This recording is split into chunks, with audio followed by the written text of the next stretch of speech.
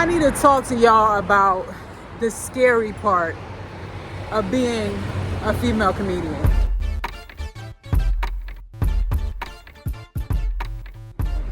Because a lot of people see comedy and they're like, oh, that looks like such a fun job.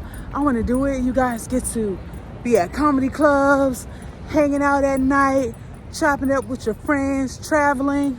But y'all don't realize the scary aspect of being a female comedian. This is what a lot of people don't talk about. And one reason I decided to talk about this was because recently one of my peers in comedy named Teresa Lo was assaulted by a male comedian. You know, a lot of people think about crazy fans and weirdos at the club and creepy people on social media, but sometimes you don't think about the fact that for female comedians, it's not just fans and audience members that can pose a danger to us. Sometimes it's other comedians. Like, so many female comedians have been assaulted, crept on, groped, sexually assaulted by other comedians. And this situation was really unfortunate because this guy, his name is Ian Ira Rousso. He's an open mic comedian. And apparently Teresa directed a documentary and he was a part of the documentary. And he didn't like the way he was portrayed in the documentary. So upon seeing how he was portrayed in the documentary, he got mad and he started to harass her. So he would find out where she was going to be, which is not hard to do because as a comedian, you have to post where you're going to be. Like, hey, everybody, come to my show. It's at this club. It's at this address, you know? So it's easy to find out where a comedian is going to be. So he would show up to her shows, harass her, yell things out at her, and he was looking for a confrontation to try to like have an argument or whatever with her, but she decided to just ignore him.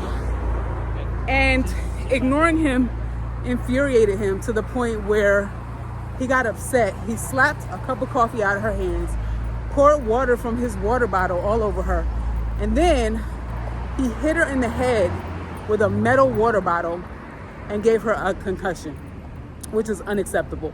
And then he ran away. So nobody caught him. He jumped in his car, sped off, crashing his car into other people's car and public property, damaging other people's property. And he got away with it. And the crazy part is there's video evidence.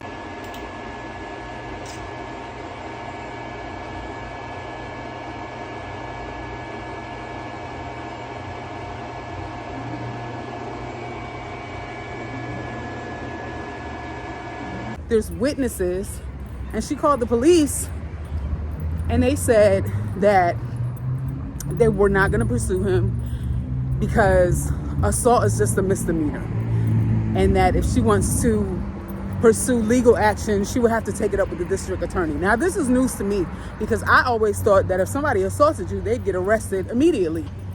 So that's crazy to me. So you can just go around assaulting people and nothing to happen to you? Or is that just for white dudes? Like maybe only white dudes can go around assaulting people? Because I feel like if a black dude had assaulted anyone, his ass would have been arrested. Because I'm sitting here like, you mean to tell me I could have been slapping the shit out of people all this time with no repercussions? That's crazy. So I really feel for her, and I hope she gets the justice that she deserves. And I hope he gets the help that he needs, because apparently he's having some mental issues and he needs some help. But assaulting people is not okay. And that's just, what the hell? Did y'all see that? That was a naked lady in a drop top, like a half naked lady in a drop top. Anyway, the Sunset Strip is a weird place. But aside from that, you know, female comedians get crept on by audience members, by fans, by social media weirdos, other comedians. And that's just another obstacle for us that a lot of dudes don't have to deal with. Like, I know some dudes have creepy stalkers or whatever, like that baby reindeer guy, but for the most part, dudes don't really have to worry about that. But women, we always have to be like extra vigilant for everything. And that's one reason that I've never gone on the road alone, because like a lot of women, female comedians, they'll just go out and book some cities and go on the road by themselves. But I don't feel comfortable going on the road by myself, like just being in a new city that I've never been to. These people know that you're not from there. They know that you're alone. It just doesn't seem safe to me. I'm not judging anybody else for doing it, but it just doesn't seem safe to me. So I feel like if I do go on the road, I want to go on the road with someone, maybe like open up for a bigger act. But then again, being a female comedian, you have to be careful who you go on the road with and who you open up for, because if it's a male comedian, a lot of times like they don't want to take you on tour with them unless you let them smash. They're trying to holler, they're trying to creep on you. So you have to find somebody who's like professional and not creeping on you, or you have to find like a female to go with, or a gay dude, or it's just a lot for female comedians to deal with. So keep that in mind. Pray for us female comedians, because we go through a lot. So if you're an established comedian who doesn't creep on women, maybe you're just an upstanding dude, or it's speeding out here, or a gay dude or a woman, please keep your up and coming female comedians in mind when you're thinking of taking people on the road with you as openers, because it's hard for female comedians sometimes to go on the road alone safely. I know it is for me, so I'm very cautious of where I go, who I go with, who I travel with. And if you're a male comedian, please be conscientious of the way that you interact with female comedians. Just care about us a little more. Act like you care about us a little more. Okay. I feel like we should feel, right? I feel like we should be able to feel safe in the comedy community.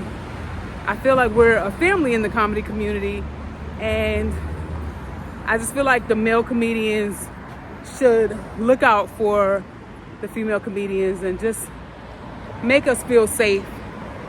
And when you see another male comedian doing us wrong, being disrespectful, being inappropriate, step in and say something, because that guy who assaulted Teresa Lo should not have even gotten away with it. Like, he attacked her in front of several comedians and nobody protected her. And I know I heard that, some comedians tried to catch him after the fact, but I feel like he was harassing her before he attacked her, so people should have been on high alert and stepped in. I'm not saying to put yourself in harm's way for anybody, but even if somebody would have stepped up and told him to back off, anything, he shouldn't have even had the opportunity to be able to attack her with all the male comedians around, because comedy is a male-dominated world. So I know it was a bunch of male comedians out there. Why was he able to attack her, and why was he able to get away? And I know people are saying, well, they went after him, but they didn't catch him. But I saw the video of him attacking her and running off, and I didn't see one person chasing him.